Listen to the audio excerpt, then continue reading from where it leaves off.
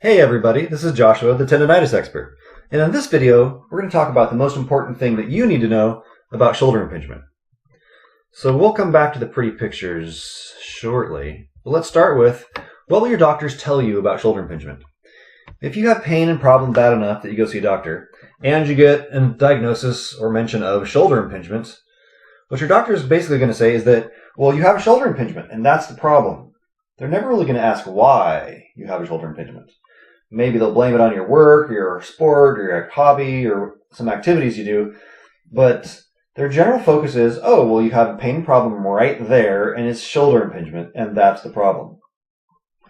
But what you really need to know about it is why you have shoulder impingement. What caused the shoulder impingement? It's great to know that you have a shoulder impingement, but it's kind of worthless. Okay, great, I have a shoulder impingement. Therefore what? They'll tell you to rest, or maybe do some physical therapy. Maybe eventually they'll want to do some surgery. But all that misses the root cause of why there's shoulder impingement in the first place. It's like if there's a door open in your house. The door being open isn't the problem. The problem is, why is the door open? Maybe the lock's broke. Maybe a thief came in.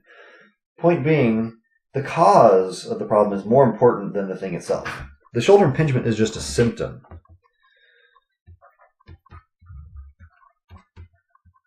And if you go after the symptom, that's going to ignore the cause. So you definitely don't want to do that. So what's necessary to unimpinge the impingement? Well, let's talk about impingement.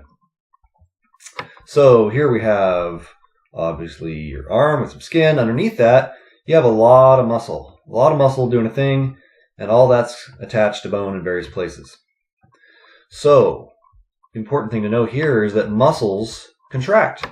And when they contract, they compress, they pull down. So my deeper view is you have these muscles.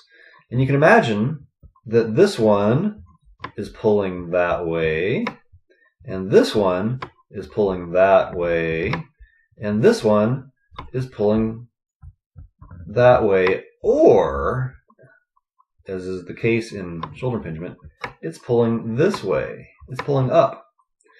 So notice these forces are all compressing this whole area right here. It's getting compressed.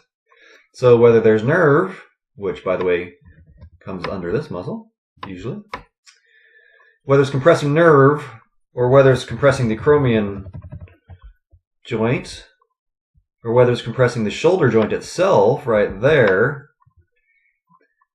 the point is that tight muscles contract and they compress this whole area, maybe one place more than the others. And the problem with that is muscles get tight and they stay tight. So you might think you rest at night or you get in a hot tub and things relax, but over time, muscles get tight and they stay tight. So while it is a much larger conversation, what's ultimately necessary to unimpinge an impingement is you have to get rid of the tightness. If you just get surgery, you're still going to have the tightness. And I've seen surgeries where they remove the acromion joint, essentially. But all the forces that cause the tightness are still in play, so the tightness is still happening. Surgery might be a short-term relief, aside from all the trauma that it causes, and multiple months of, hopefully, recovery. But ultimately, the problem is tightness. You got to fix the tightness. So if you'd like to find out more about shoulder impingement, visit my website, tendonitisexpert.com/shoulder-impingement.html, and it's links in the video, of course. And ultimately, how you get rid of shoulder impingement easily and naturally on your own is you get the Reversing Shoulder Tendonitis program and you start working with it. It shows you how to get rid of the tightness, which gets rid of the pain and problem, etc.